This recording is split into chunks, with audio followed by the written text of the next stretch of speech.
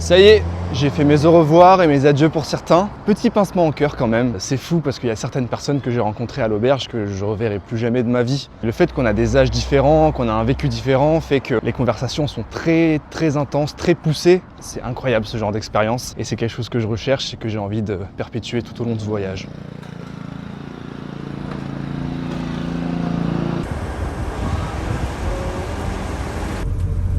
Pause. Mon voisin de siège m'a parlé durant toute la durée du trajet, mais je comprenais à peine ce qu'il me disait. Ici, oubliez l'anglais basique du genre « Hello, how are you ?» car c'est plutôt « Hi mate, how's it going ?»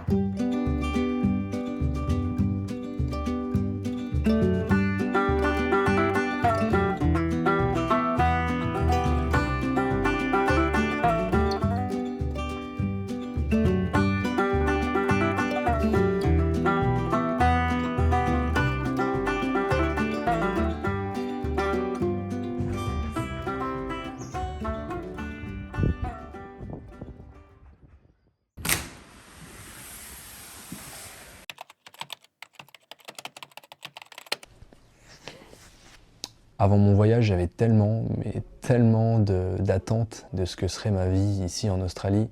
Le fait de trouver du travail rapidement, car c'est ce que tout le monde dit. Mais la réalité, elle est tout autre. En amont, c'est très bien de faire des recherches, de parler avec des gens qui ont déjà vécu l'aventure. Mais votre aventure, elle est unique.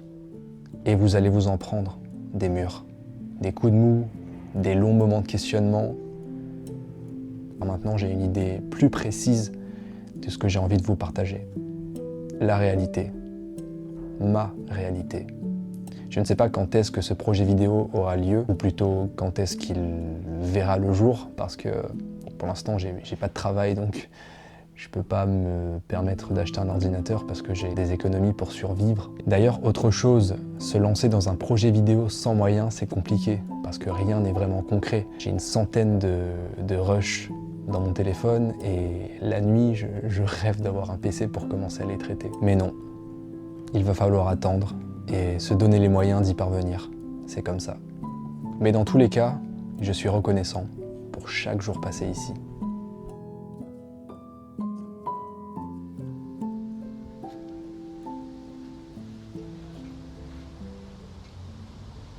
Ces derniers jours ont été plutôt merdiques niveau température, donc j'ai pas pris la caméra, mais aujourd'hui il semble être un jour plutôt agréable, comme vous le voyez. Donc là je suis actuellement devant mon auberge de jeunesse 1849 Backpackers et je vous emmène faire une petite visite de la ville. Bon, petit changement de programme les amis, on va aller pêcher. J'ai eu la malheureuse chance de rencontrer des Réunionnais ici dans mon auberge de jeunesse, donc la visite ça sera pour un autre jour.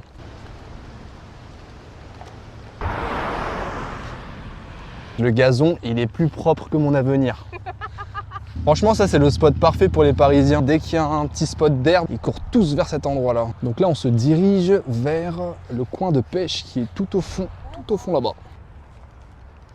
Ah là, le bon pêcheur, 974.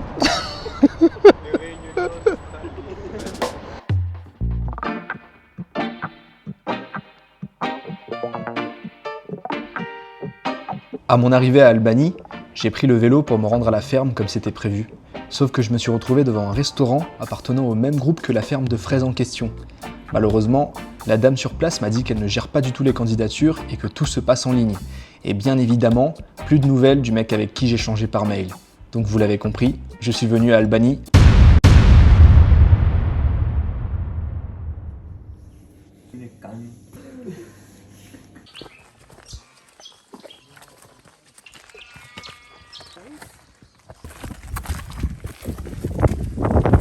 Waouh, quel paysage!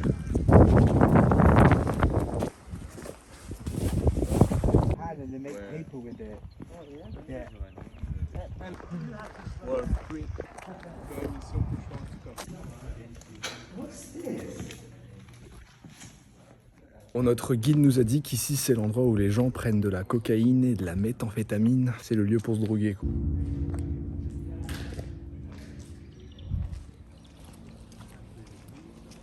On s'est levé à 5 h du matin pour faire la randonnée que vous venez de voir. Il faisait super froid et même actuellement il fait super froid. C'est écrit 15 à 16 degrés sur le thermomètre. C'est faux, c'est totalement faux.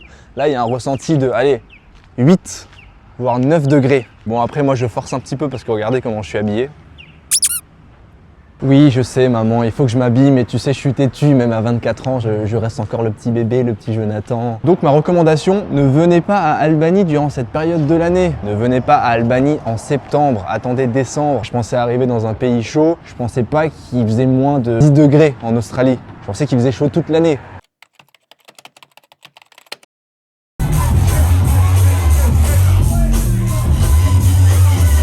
Ok. Sacrée expérience dans le bar club d'hier soir. Première et dernière fois pour moi. Après voilà, chacun ses goûts. Peut-être que certaines personnes qui verront l'extrait apprécieront, mais moi c'est pas trop mon style. Il manque un petit peu de tropique. Je tiens quand même à souligner la beauté de l'endroit. On se croirait limite en Californie. Bon, sans cette voiture bien évidemment, mais... Je me dirige en direction de Middleton Beach, c'est la plage la plus proche d'ici, à 1 heure de marche. Je profite un petit peu du beau temps parce que ça va pas durer. Habituellement, quand je vais à la plage, je me baigne automatiquement, sauf que aujourd'hui, je vais pas le faire parce que j'ai pas envie de me risquer de tomber malade. D'autant plus que dans 3 jours, je vais travailler dans un abattoir. Oui, je sais, c'est pas le travail le plus sexy qui existe, mais j'ai une opportunité qui s'offre à moi et c'est compté pour les 88 jours. Mais qu'est-ce que les 88 jours? Jonathan?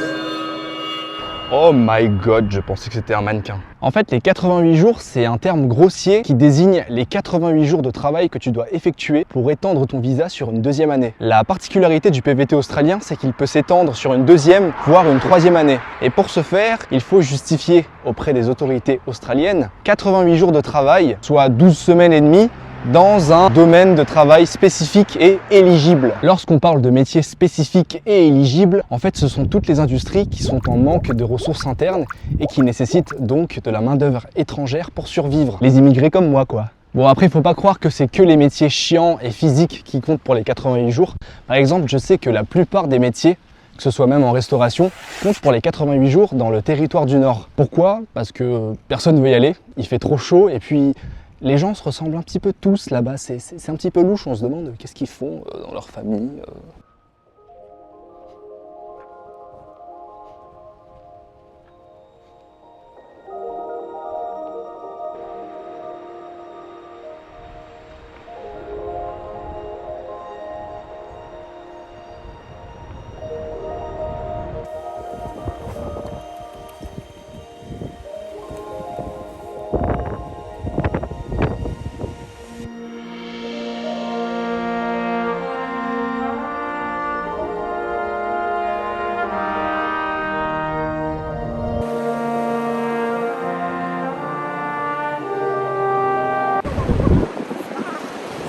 Lorsqu'on a fait la randonnée le matin dernier, notre guide nous a dit que les requins ici à Albanie, ils sont friendly, ils sont gentils. Tant qu'on les regarde dans les yeux, ils vont rien nous faire. On peut les caresser et tout, tranquille. Autant dire que moi j'y crois pas du tout.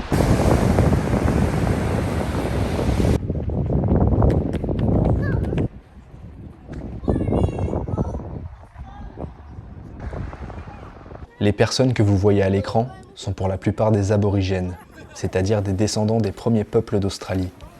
Derrière ces moments de joie se cache une triste réalité. En Australie, les aborigènes sont entre guillemets exclus de la société. Le 14 octobre dernier a eu lieu un référendum pour lequel les Australiens ont été appelés à voter oui ou non pour la reconnaissance des aborigènes dans la Constitution. Attention, ces résultats sont à prendre avec des pincettes, car lorsque 40% des Australiens votent oui, une grande partie des indigènes ne veulent pas s'intégrer à la société dite moderne. Il y a eu une énorme friction sociale concernant les aborigènes en Australie, et malheureusement très peu de personnes en parlent, sur les réseaux notamment. Ok, j'ai voulu m'approcher de la mer en descendant juste ici, sauf que là je viens de voir une espèce de queue de je ne sais pas quel animal rentrer dans le buisson. Je vais pas m'aventurer par ici parce que je suis pas équipé. D'ailleurs, quand on a fait la randonnée l'autre fois, notre guide nous a dit que c'est nécessaire d'être vraiment vêtu de bas en haut, genre pantalon bien épais, même quelque chose sur le cou parce qu'on peut jamais s'attendre à une attaque de serpent ou un truc du genre. Et ça me fait un peu flipper. C'est excitant, mais ça me fait flipper parce que depuis que je suis ici, j'ai rien vu pour l'instant, à part des Français. Donc voilà, je suis pas équipé pour affronter les serpents là, dans ces circonstances. Donc voilà, ce qui se passe maintenant, c'est que je vais rentrer tranquillement à l'auberge. Je n'aurais jamais pensé vivre une seule seconde ce que j'ai vécu dans cet abattoir. À 4h30 du matin, un bus venait nous récupérer devant l'auberge pour nous transporter à l'usine. On travaillait de 5h30 du matin à 14h, soit 9 heures par jour, avec respectivement 2 pauses de 10 et 20 minutes, en sachant que la durée des pauses dépendait de la vitesse à laquelle je sortais de la zone de travail, car il y avait des règles strictes de nettoyage pour toute entrée et toute sortie de la zone. Donc clairement, durant les pauses, tu mangeais pas, tu avalais. Pour la faire courte, il y avait 3 zones dans l'usine. La zone d'abattage, découpage, nettoyage, la zone d'empaquetage et la zone de stockage. Du pire au moins pire donc. Et bien évidemment, où est-ce qu'on m'a placé ? C'était difficile. Vraiment, mais alors vraiment difficile. J'ai clairement expérimenté le pur travail à la chaîne. Je devais répéter les mêmes mouvements toutes les 3 secondes, debout, et parfois en portant une charge, durant 9 heures. 9 heures. Compter les moutons, c'était pas un rêve, c'était clairement devenu une réalité. On portait des boules qui est constamment, parce qu'autrement, à la fin de la semaine, on devenait sourd. Mais quelquefois, on pouvait entendre des... Ces cris exprimaient la joie des travailleurs, parce qu'il faut remettre les choses dans leur contexte. Lorsque pour moi, travailler là-bas était un supplice, pour d'autres, c'était un véritable luxe. Car la majorité des travailleurs venaient des îles du Pacifique, où le niveau de vie est extrêmement bas, et pour qui travailler en Australie, c'est permettre à leur famille de vivre convenablement. Pour vous dire la vérité, il y avait même des véganes dans ces personnes. On discrédite souvent cette industrie en la qualifiant d'horrible, de déshumanisant, mais tous les petits hypocrites qui mangent du saucisson à l'heure de l'apéro là, je vous vois. Autrement, je n'ai jamais vu un style de management aussi agréable que dans cet abattoir. Les superviseurs et les managers étaient à l'écoute, toutes les informations communiquées étaient claires et les travailleurs étaient d'une gentillesse. C'était dingue vraiment.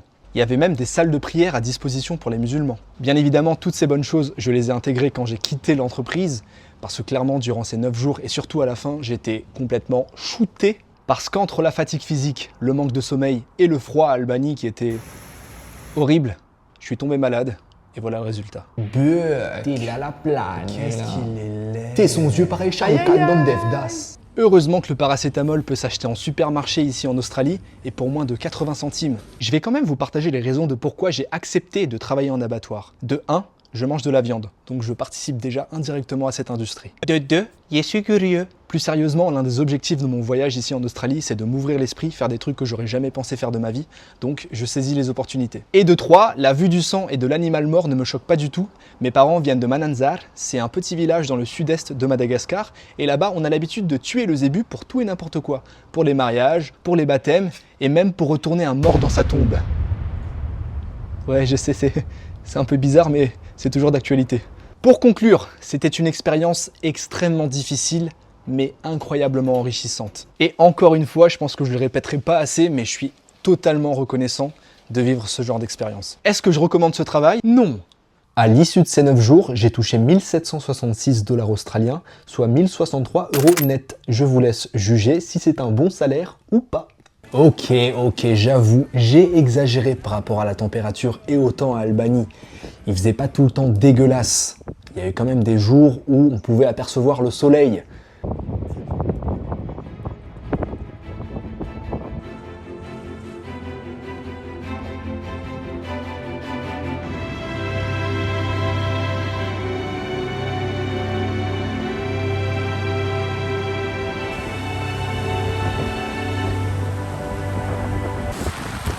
Ah, il fait 9 degrés les gars. Là je quitte cette ville sans regret, mais sans regret du tout.